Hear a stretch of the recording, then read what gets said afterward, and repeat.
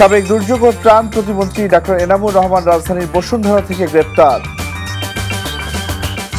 বাংলাদেশ ব্যাংকে দুদকের অভিযান, এসকে সুরের লকার থেকে বিপুল পরিমাণ ডলার, ইউরো, স্বর্ণ জব্দ। ট্রাম্পকে ডক্টর ইউনূসের ধন্যবাদ জ্ঞাপন, রোহিঙ্গাদের জন্য অব্যাহত থাকবে মার্কিন সহায়তা।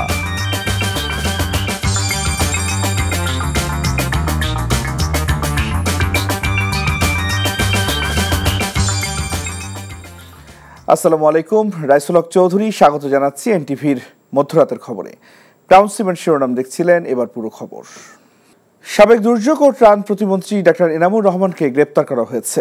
রোববার দিবাগত রাতে রাজধানীর বসুন্ধরা আবাসিক এলাকা থেকে গোয়েন্দা পুলিশের একটি টিম ডাক্তার এনামুর রহমানকে গ্রেপ্তার করে। তার বিরুদ্ধে একাধিক মামলা রয়েছে বলে নিশ্চিত করেছেন ঢাকা গোয়েন্দা পুলিশের প্রধান রেজাউল করিম মল্লিক। উল্লেখ্য, গত সেপ্টেম্বরে ক্ষমতার অপব্যবহার ও জ্ঞাত আয় বহির্ভূত সম্পদ অর্জনের দায়ে এনামুর রহমানের বিরুদ্ধে ওঠা অভিযোগ অনুসন্ধানের সিদ্ধান্ত নেয় দুদক। ঢাকা 19 আসনের সাবেক এই সংসদ সদস্যের বিরুদ্ধে দুদকের গোয়েন্দা প্রতিবেদনে বলা হয়, ক্ষমতার অপব্যবহারের মাধ্যমে বিভিন্ন অনিয়ম ও দুর্নীতির মাধ্যমে তিনি অবৈধ সম্পদ অর্জন করেছেন। এছাড়া কোটা সংস্কার আন্দোলনে সাজ্জাদ হোসেন নামে এক ছাত্র নিহতের ঘটনায় ডাক্তার এনামুর রহমান সহ আওয়ামী লীগের 321 নেতাকর্মীর বিরুদ্ধে হত্যা মামলা করা হয়। দীর্ঘ 9 ঘন্টা নাটকীয়তার পর বাংলাদেশ ব্যাংকের সাবেক ডেপুটি গভর্নর এসকে সুরের ব্যক্তিগত 3টি লকার থেকে বিপুল পরিমাণ বৈদেশিক মুদ্রা ও স্বর্ণ জব্দ করেছে দুদক। দুদক পরিচালক কাজী মোহাম্মদ সাইমুজ্জামানের নেতৃত্বে 7 সদস্যের দল লকার ভেঙে রোববার 1,67,300 ডলার, 55,000 ইউরো, 1 কেজি স্বর্ণ এবং 70 লাখ টাকার এফডিআর জব্দ করে। মেজবা হাসানের রিপোর্ট। দেশের আর্থিক খাত লোপাটের আলোচিত নাম পিকে হালদারের অন্যতম সহযোগী শীতাংশু কুমার সুরের লকারের সন্ধানে বাংলাদেশ ব্যাংকে যায় দুদকের 7 সদস্যের প্রতিনিধি দল। নির্বাহী ম্যাজিস্ট্রেট সহ প্রতিনিধি দলের নেতৃত্ব দেন দুদক পরিচালক কাজী সাইমুজ্জামান। প্রথমেই বৈঠক হয় লকারের দায়িত্বে থাকা নির্বাহী পরিচালক আমজাদ হোসেনের সঙ্গে। এরপর খবর সংগ্রহ করতে যাওয়া সংবাদকর্মীদের অপেক্ষায় থাকতে হয় ঘণ্টার পর ঘণ্টা। প্রায় 9 ঘণ্টা পর দুদকের পক্ষ থেকে জানানো হয় 3টি লকার ভেঙে ডলার, ইউরো, স্বর্ণ এবং এফডিআর এর ডকুমেন্টস জব্দ করা হয়েছে। ইউরো পেয়েছি 55,000, ডলার পেয়েছি 1,69,300 এবং স্বর্ণ পেয়েছি 1005 গ্রাম এবং এফডিআর পেয়েছি 70 লাখ টাকা। আমরা যা পেয়েছি এবং সেগুলো এই 22 পাতার একটি জব্দ তালিকা তৈরি করেছি এবং আগামীকালকে মাননীয় আদালতে উপস্থাপন করব। কেন্দ্রীয় ব্যাংকের নির্বাহী পরিচালক জানান, আপাতত তাদের কাছে জামানত রাখা হয়েছে জব্দকৃত মালামাল। যেটি লকার বলা হচ্ছে, আসলে সেফ ডিপোজিটে বাংলাদেশ ব্যাংকের কর্মকর্তারা তাদের মূল্যবান জিনিস রাখতে পারে। আমাদের কিছু প্রোটোকল আছে, যেটি গভর্নর মহোদয়ের অনুমোদন নিয়েই সে প্রোটোকল অনুযায়ী সারাদিন আজকে তাদের সে তল্লাশি কার্যক্রমে বাংলাদেশ ব্যাংকের কর্মকর্তারা তাদেরকে সার্বিক সহযোগিতা করেছে এবং তাদের যে সিজার লিস্টটি রয়েছে, সিজার লিস্ট অনুযায়ী তাদের প্রাপ্ত আলামত আমাদের জিম্মায় আছে। এর আগে আওয়ামী শাসনামলে লুটপাট ও অবৈধ সম্পদের মামলায় বাংলাদেশ ব্যাংকের সাবেক ডেপুটি এই গভর্নরকে কারাগারে পাঠায় দুদক। এরপর একের পর এক বেরিয়ে আসে লুটপাটের নানা খবর। বাড়িতে দুদকের অভিযান পরিচালনার পর লকারের খবর মেলে। দুদকের আবেদনের ভিত্তিতে লকার অনুসন্ধান করে জব্দের আদেশ দেয় উচ্চ আদালত। Mezba Hasan, NTV news, Dhaka. রোহিঙ্গা জনগোষ্ঠীর খাদ্য পুষ্টি কার্যক্রম পরিচালনার লক্ষ্যে মার্কিন সহায়তা অব্যাহত থাকবে বলে জানিয়েছেন প্রধান উপদেষ্টার উপপ্রেস সচিব অপূর্ব জাহাঙ্গীর। আর মানবিক এই সহায়তা অব্যাহত রাখার জন্য মার্কিন প্রেসিডেন্ট ডোনাল্ড ট্রাম্পকে ধন্যবাদ দিয়েছেন অন্তর্বর্তীকালীন সরকারের প্রধান উপদেষ্টা অধ্যাপক মোহাম্মদ ইউনূস। প্রধান উপদেষ্টার উপপ্রেস সচিব জানান, রোববার প্রধান উপদেষ্টার বিশেষ সহকারী খলিলুর রহমানের সাথে আজ মার্কিন chargé d' affaires Tracey Ann জ্যাকসনের দেখা করে রোহিঙ্গাদের জন্য পুষ্টি ও খাদ্য সহায়তা অব্যাহত রাখার কথা জানান। এজন্য প্রেসিডেন্ট ট্রাম্পকে ডক্টর ইউনূসের ধন্যবাদ দেওয়ার কথা চার্জ দ্য অ্যাফেয়ার্সকে জানান বিশেষ সহকারী।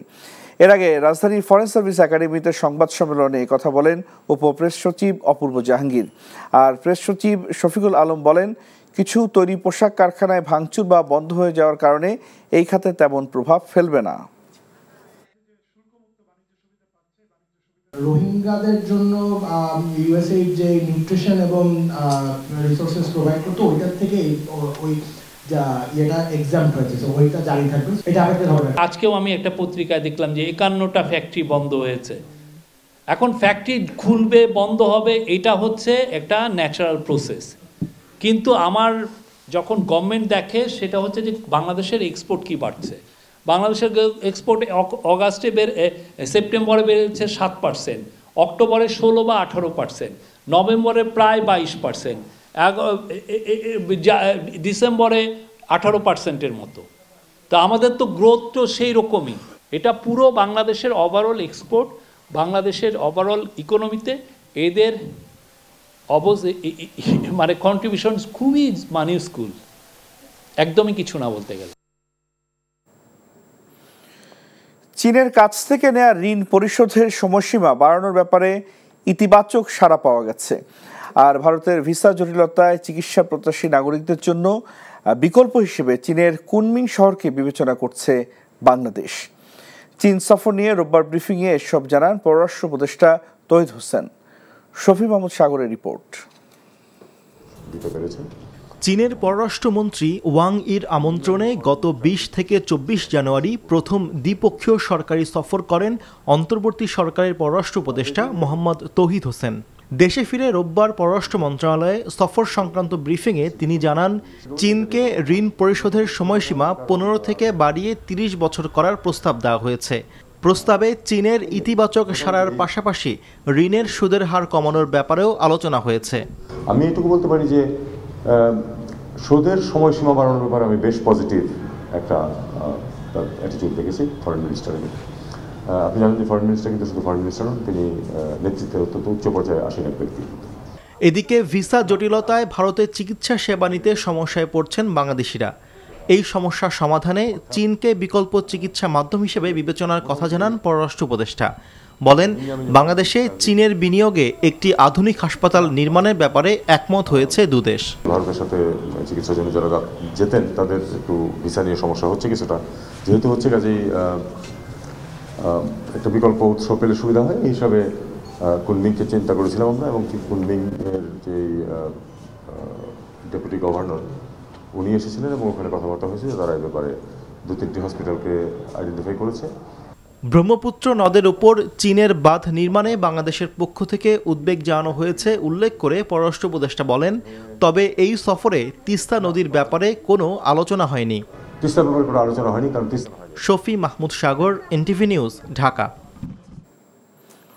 নির্বাচন সংস্কার কমিশনের বেশ কিছু সুপারিশ নির্বাচন কমিশনের স্বাধীনতা খর্ব করবে বলে মনে করেন প্রধান নির্বাচন কমিশনার এএমএম নাসির উদ্দিন। নির্বাচন ভবনে রোববার সংবিধান সংস্কার নিয়ে রিপোর্টার্স ফর ইলেকশন অ্যান্ড ডেমোক্রেসির আলোচনায় তিনি বলেন, স্থানীয় সরকার নির্বাচন আগে করলে জাতীয় নির্বাচন 1 বছর পিছিয়ে যেতে পারে। নিয়ামুল আজিজ সাদেকের রিপোর্ট। জাতীয় সংসদের স্থায়ী কমিটির কাছে কমিশনের বাজেট, দায়বদ্ধতা ও শাস্তির বিষয়ে নির্বাচন ব্যবস্থা সংস্কার কমিশনের সুপারিশ নিয়ে প্রবল আপত্তি জানান প্রধান নির্বাচন কমিশনার। রিপোর্টার্স ফর ইলেকশন অ্যান্ড ডেমোক্রেসির এই আয়োজনে তিনি এসব কথা বলেন। অনেকগুলো সুপারিশ আছে যেগুলো ইনকর্পোরেট করলে, অ্যাকসেপ্টেড হলে ইলেকশন কমিশনের স্বাধীনতা খর্ব হবে, no doubt about it. Election commission itself is স্বাধীন, আমরাই তো স্বাধীন। আমাদের চাইতে স্বাধীনতার মধ্যে আরেকটা স্বাধীন দিলে তো আরেকটা মুশকিল। আমি ভোটার লিস্ট করব, ভোটার তৈরি করব, আর অন্য এক কর্তৃপক্ষ এটা দায়িত্বে থাকবে, তাহলে আমাকে নিয়ন্ত্রণ থাকবে? সরকারি হুকুমে চললে ইলেকশন কমিশনের কী দশা হয় এটা আমার তার ব্যাখ্যা করার দরকার নেই। সুতরাং আমার স্বাধীনতা যদি না থাকে, কম্প্রোমাইজ হয়, it may be anything other than the fair election. এপ্রিল-মের মধ্যে ভোটার তালিকা চূড়ান্ত করে নির্ধারিত সময়ের মধ্যেই নির্বাচনের জন্য সব ধরনের প্রস্তুতি নেওয়া হচ্ছে বলে জানিয়েছেন সিইসি। বলেন, জাতীয় নির্বাচনের তফসিল ঘোষণার আগে নিবন্ধিত সব রাজনৈতিক দল নিয়েই নির্বাচন হবে। একটা জাতীয় ঐক্যমত্য কমিশন হবে, হয়তো বা ওখানেও আলোচনায় এসে যেতে পারে, হয়তো বা এসে যেতে পারে।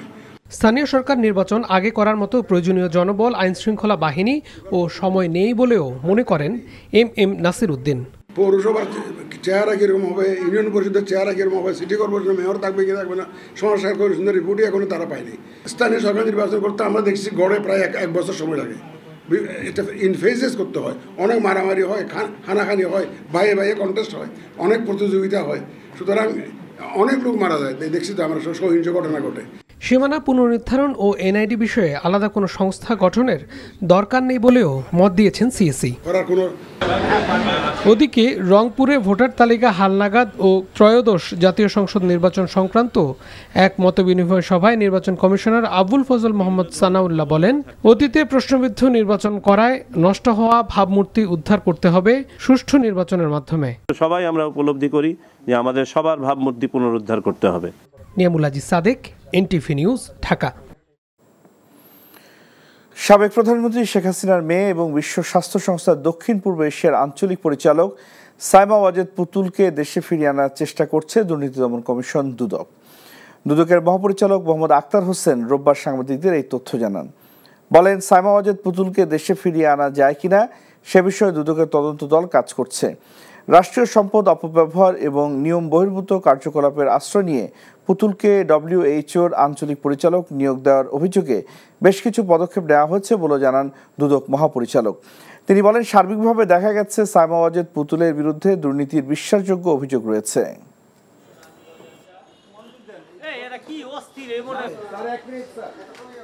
আমাদের অনুসন্ধান দল দেখছেন সূচনা ফাউন্ডেশন, দ্বৈত নাগরিকত্ব, সবগুলো বিষয়ে আমাদের অনুসন্ধান দল কাজ করছেন এগুলি নিয়ে, এবং এগুলিও প্রাপ্তি সাপেক্ষে এগুলি পর্যালোচনা করবেন। সেগুলির সাথে তার নিয়োগ, তার অর্থ আত্মসাৎ কিংবা কর ফাঁকির সবগুলো বিষয়েই অনুসন্ধান দল বিবেচনা করবেন। বাংলাদেশের নাগরিক হিসাবে করা এবং দ্বৈত নাগরিকত্ব ক্ষেত্রে এগুলি নির্দিষ্ট নীতিমালা রয়েছে এবং অনুসন্ধান দল সেই বিষয়গুলো দেখছেন। সাবেক প্রধানমন্ত্রী শেখ হাসিনার উপদেষ্টা সালমান এফ রহমানের আর্থিক পৃষ্ঠপোষকতায় আওয়ামী লীগ নেতারা শাহ এম এস কিবরিয়াকে হত্যা করেছে বলে অভিযোগ করেছেন তার ছেলে রেজা কিবরিয়া। রোববার সামাজিক যোগাযোগ মাধ্যমে তিনি এই অভিযোগ করেন। আওয়ামী লীগের 3 জন গুরুত্বপূর্ণ এমপি আবু জহির, এমপি মজিদ খান এবং ডক্টর মুশফিক চৌধুরী, বিএনপিরও একজন এটাতে সহায়তা দিয়েছিল, তার নাম হলো জিকে ঘোষ। এই 4 জন মূলত, এবং আরেকজন হলো যে টাকা দিয়েছে সেটা হলো সালমান এফ রহমান। বিভিন্ন কারণে আব্বার সাথে শত্রুতা ছিল সালমান এফ রহমানের। সে তার ব্যাংকের দুর্নীতি, শেয়ার মার্কেটের কেলেঙ্কারির জন্যে আমার বাবার উপরে খেপেছিলেন, এই লোকটা খেপেছিল। সো সেই কারণে সে এটার পুরো ফান্ডিংটা, টাকাটা এসেছে সালমান এফ রহমান থেকে। নাগরিক কমিটির যুগ্ম আহ্বায়ক সারওয়ার তুষার বলেছেন, বিএনপি দলের নেতাকর্মীদের হত্যার বিচার না চেয়ে নির্বাচনের কথা বলছে। ফ্যাসিবাদী ব্যবস্থার বিলোপ ও নতুন রাজনৈতিক বন্দোবস্ত বিনির্মাণে শ্রীমঙ্গলের বিভিন্ন শ্রেণী পেশার প্রতিনিধিগণের সাথে মত বিনিময়কালে তিনি কথা বলেন। বিএনপিকে ধৈর্য ধরার আহ্বান জানিয়ে তিনি বলেন, ডিসেম্বর অথবা আগামী বছরের মাঝামাঝি নির্বাচন দেবার কথা বলেছেন প্রধান উপদেষ্টা। জুলাই ঘোষণাপত্র দ্রুত দেবার আহ্বান জানিয়ে বলেন, এটি নিয়ে যদি ডক্টর ইউনূস কোনো গড়িমসি করেন তাহলে তার বিরুদ্ধে আন্দোলন করতে বাধ্য হবেন তারা। জুলাই আগস্ট হত্যা মামলায় র্যাবের সাবেক মহাপরিচালক ব্যারিস্টার হারুনুর রশিদের বিরুদ্ধে গ্রেপ্তারি পরোয়ানা জারি করেছে আন্তর্জাতিক অপরাধ ট্রাইব্যুনাল। প্রসিকিউশনের আবেদনের প্রেক্ষিতে বিচারপতি গোলাম মর্তুজা মজুমদারের নেতৃত্বাধীন ট্রাইব্যুনাল রোববার এই আদেশ দেন। গ্রেপ্তারি পরোয়ানা জারির আবেদনে প্রসিকিউশন উল্লেখ করেছে যে জুলাই আগস্ট আন্দোলনে হেলিকপ্টারে করে ছাত্র জনতার উপর গুলিবর্ষণ ও গুলি করে মানুষ হত্যা সহ মূল নির্দেশদাতার অভিযোগ রয়েছে হারুন রশিদের বিরুদ্ধে। তাই মামলার তদন্তের স্বার্থে তাকে গ্রেপ্তার করা জরুরি। শুনানি শেষে হারুনকে গ্রেপ্তার করে ট্রাইব্যুনালে হাজির করার নির্দেশ দেওয়া হয়। আবেদনের পরবর্তী শুনানি আগামী 23 মার্চ। এদিকে আশুলিয়ায় ভ্যানে 6 জনকে পুড়িয়ে মারার ঘটনায় জড়িত থাকার অভিযোগে গ্রেপ্তারকৃত এসআই আব্দুল মালেক ও কনস্টেবল মুকুলকে 1 দিন করে জিজ্ঞাসাবাদের অনুমতি দিয়েছে আন্তর্জাতিক অপরাধ ট্রাইব্যুনাল।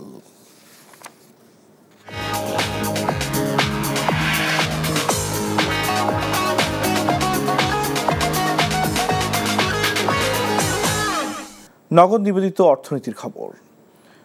অন্তর্বর্তী সরকার সম্পর্কের ভিত্তিতে নয়, যোগ্যতার ভিত্তিতে ব্যবসায় বিনিয়োগকারীদের সুযোগ দিচ্ছে বলে মন্তব্য করেছেন বাণিজ্য উপদেষ্টা শেখ বশিরউদ্দিন।